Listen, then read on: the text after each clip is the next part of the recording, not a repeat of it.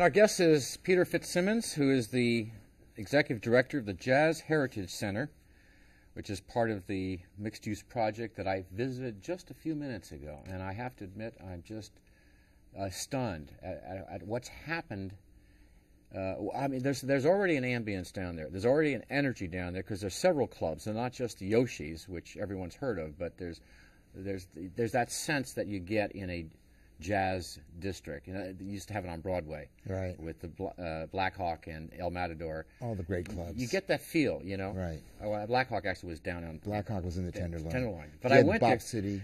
Bop City, yeah. And really, clubs need to be together. I mean, you can't just have one in the middle of nowhere. Right. And so when I first got this information, I wondered whether you just plucked a beautiful building and put Yoshis in it. But when you get down there, you realize there are other clubs. There's a flow. How did this all happen? I mean, you got to give credit, first of all. You back it up to Michael Johnson, the developer, my boss. He ran with this project 5 years ago. Couldn't get any money, couldn't get anybody to invest in the Fillmore, still a red line district. He eventually went out of state, raised money in Boston and D.C., and got the seed money along with the redevelopment agency, which was at that time putting this whole piece of the puzzle back together after they'd already destroyed it. So Michael ran with a concept which was to have a multi-use building, and then he was able to bring on the partner of Yoshis, San Francisco, Minetta and David Lawrence of 1300 on Fillmore. That's a new restaurant. Correct. And then he brought me on board as the executive director of the Jazz Heritage Center. I think it's fantastic that, in other words, it's not just there's a couple other piano lounges and other jazz formats in this 3 or 4 block area. Correct. But back in the day, it was dotted up and down. Yeah, but the amazing thing is they brought, what you're doing is taking it to another level. It's not just a jazz club with jazz musicians. Describe like these panels that you're working on. Right. When we first got on board with this project, Michael says, okay, we're going to have a national photo contest. We need content because we want to design, whether it's going to be an LED or an LCD. The first thing you see when you get down to the corner of Fillmore and Eddy are these beautiful public art panels. And the content was all I got received from a photo contest. And I put out the word on XM satellite radio and Downbeat magazine. Next thing I know, I was inundated with submissions. So we had 10,000 images to look at of great jazz legends. We pared it down to 52. Now they're up on these panels. Yeah. They're 10 feet by 10 feet, backlit photographs. Yeah. And they're just all the legends from the residents to the nationally known. And you're doing all kinds of events, in other words, that enhance not only the area, but jazz especially. Absolutely. And giving especially kids a chance to get involved at an early age with this. Yes, our mission is to promote jazz and advocate for the future of jazz.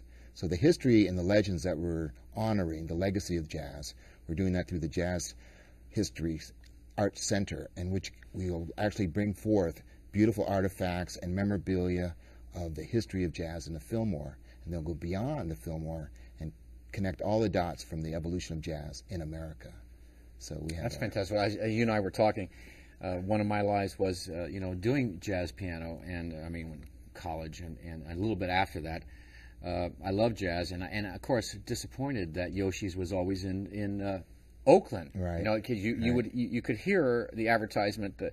You know, the various groups are coming in, or various musicians are coming in, and it always was, even though you could go across the bridge, it was Oakland. Right. Too far away. Right. Now Yoshis is here. And we're bringing it back to the Fillmore where jazz belongs. Where did I get the idea that the word jazz, why, you're claiming that the word jazz was originated here in San Francisco. You're giving a little tidbit away here, a little preview of our exhibit. How do you attribute the name jazz to San Francisco? Well, I've been working with John Templeton, a great historian, on various projects and elements of the Jazz Heritage Center, and he put together an exhibit which we call Jazz Genesis, the birth of jazz in San Francisco. And through his research, it dates back to the Barbary Coast, and the clubs, and the first use of the word jazz is attributed to one of the groups that played down on Pacific Avenue back in the 1900s.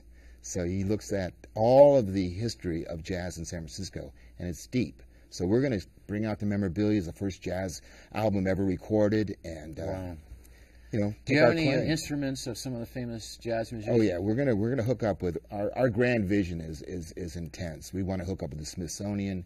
They're going to be traveling around with jazz memorabilia, huge exhibits. Does anybody have a saxophone of Charlie Parker?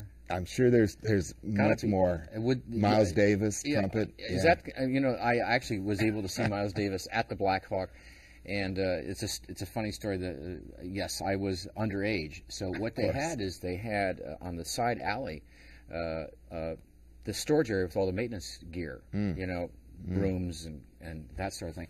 What they did is they put up chicken wire, right?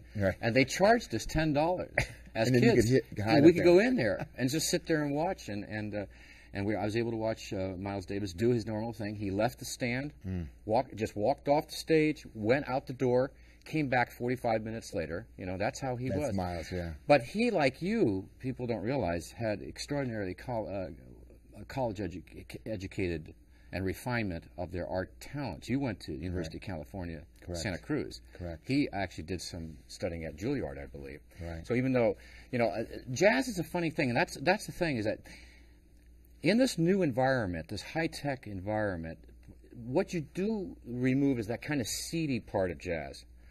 But then again, when you look at some of almost all the musicians, they do have that college education background. A lot of them do. So they're also playing with the seedy part. You know what I mean? Yeah. My dad, Alan Smith, was an educator for most of his life, and then he decided at an early date he was actually part of the house band at Bop City. So I was, Bop City baby. I was privy to all of the early times of in the Fillmore. Dad retired from that venue, went off and toured with Benny Goodman. Comes back, he's still playing music at 83 years old. We have a concert coming up called the Living Legends Concert on the 24th, right next door to this complex, at another complex called the West Bay Conference Center. And that will be a Living Legends jazz concert. What, an actual concert? An actual concert, free. We're partnering with Wells Fargo to bring a community event in honor of Black History Month. And it'll be Frank Jackson on piano, my dad on trumpet, Eddie Duran on guitar. Dad is still kicking it, absolutely. We've got Denise Perrier, vocals. Wonderful singer. Great. You have Count Basie's band coming in. Oh, yeah. And Pat Metheny at the end of February. Yoshis has just started on a roll, and they are just like a roller coaster. It's like a freight train. The music, Chris Baudy, Taj Mahal kicked it off, Roy Haynes, all the greats are coming through there, and it's Do they like it? I think they do. A new club is kind of always strange too. Yeah, they have to check it out, get the ambiance. And also the acoustics. It can get irritating for them. So do they like this club, this new Yoshis? I talked to Stanley Clark, and I got to hang out with him after his performance. I mean, he blew everybody's socks off. Yeah. He had a young group, a hot drummer from Compton, California, straight out of Compton. The guy was like a volcano on the drums. Yeah. Stanley said it was one of his best clubs he's ever played in. In terms brand new. In terms of where the audience is, where the sound is? He dug the acoustics, the sight lines, everybody could see. It's just beautiful. You got to get down to Yoshi's. I'm going to see Pat Metheny. But when you do, stop off at the Lush Life Art Gallery. That's the first thing we've done. What is that? Now, the Lush Life Art Gallery is part of the Jazz Heritage Centers. It's actually the first thing we've opened. Beyond the public art panels, we have a jazz art-themed art gallery. Is it adjacent to Yoshi's? So we're right between Yoshi's and 1300. We're located at 1320 Fillmore. But it's not open at night, is it? And it is open at night. So you get to go to an art gallery at night and watch and look at beautiful photographs. We have sculpture by Ed Dwight, nationally known sculptor of bronze images, primarily jazz imagery. Is this your idea? I got to give credit back to Michael Johnson. To create this whole aura around jazz. We planned a blueprint for 2 years. Including this whole kind of experience beyond just jazz. Absolutely. Live jazz. We want to honor the live jazz. We want to connect with the community groups, Village Project, and several other groups, the YMCA, so we can get access to the kids, the community kids, and teach them about jazz appreciation and application, art appreciation and application. Are kids studying jazz?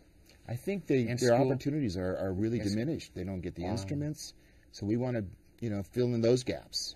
Do you, what I see is that, has this become like part of the tourist list? We hope so. We want it to be a destination. Has it? It's getting there. It's just too early. We've only been open since November 27th, 07. Now we're into our 4th month, and people are coming down. there is an attitude. There is a feeling. Oh, it There's is there. Sense of pride of the community as well as the tourists coming in going, wait a minute, I thought we were not supposed to come down here. We're going to get robbed. There's this crime wave. They're coming down there seeing people elegantly dressed. Yes. They're coming into the clubs. They're going into 1300, having a great experience. I like there's a little park there. Absolutely. And there were some old timers sitting there. You know, they're so fascinating. And it's just, I have to admit, you know, I try to pride myself as a native San Franciscan to know, you know, what's going on. You got to come on back. But when I drove down there before coming here, I was literally stunned that it was almost as I walked into another city. But from my experiences, it definitely has. It must be beautiful at night. I've seen pictures of your building at night. It's unbelievable. It's lit up, and they got the lights on the trees still. I know Christmas is over, but it still is a beautiful thing. What are some of the more events that I read about that you're planning, or what's going through your mind that maybe you give us a little we have the exhibit, Jazz Genesis, and that's going to be previewed at this event we're having for Black History Month on the 24th of February at West Bay Conference Center, which is actually 1290. Yeah, it's right Fillmore there, Street, right next door. You'll be looking at us. Right. And in that we will also preview some of the interactive groups that we have from the community. Handful of players are going to do a little vignette from a play that they're starting to write based on oral history collecting from the jazz legends that I've connected them with. So we have previews of all kinds of outreach programs. And you'll be doing, in other words, you're going to be doing different programs each month, is that kind of thing? Absolutely. And every month we'll change, every 2 months we'll change up the art in the Lush Life Art Gallery so that we have photography, we have paintings, we have beautiful sculpture, and we'll rotate them to include, you know, our artists from the community as well as nationally known artists. Obviously something like this is going to grow. I mean, you can't envision where it's going to be in a year from now. Yeah, we're in for the long haul, I know. Have you got any impressions from the artists, the musicians, when I mean, they're not just going to a club now. They can feel they're going to something almost Disneyland-like, isn't it? It's a great attraction. But it's on another level. It's not the Bop City. It's not the little smoky food No, it's halls. not. It's a different vibe, but it's an elegant vibe. And it's a vibe that we need to bring back into the Fillmore to take that up to another notch. There is that little club right there on Geary and Fillmore. What is the name of that place? We have the Boom Boom Room, which was there way back when. That's a real. Jack's Tavern. That's a classic Fillmore club. Yeah. Yeah. But you know, I always wonder. Obviously, these jazz musicians like Pat Metheny, when they do huge concert halls, that's not very intimate, right? No, you see them with binoculars. They're down there like little ants crawling around. But I wonder. Do they miss sometimes the old seedy 2 o'clock, 3 o'clock in the morning? I think that's an era. We call this the rebirth of the cool, but I think that's the old jazz era. I don't know if we could bring that back. Nobody they go home smokes after, anymore. Right. I mean, things have changed. You know, but that was one of the great things about San Francisco is that the jazz musicians, as I noted, would come at 2 after they were finished downtown at 2 or 3 in the morning. They come back to the Fillmore and practice, play till the absolutely. They had the cutting sessions. John Coltrane was in there as a young man. John Handy will be on our concert, incidentally. I got to mention John, or he'll be really mad at me. Fantastic. Well, Peter, a pleasure, and I will come down there, and everyone should check this out. This is a major. Got to plug my website, so anything we miss here you can check out on www.jazzheritagecenter.org. Okay, you got that. Thanks for being with us. Thanks. And thank you for being with us. We'll see you next time. Visit our website at www.sfunscripted.com.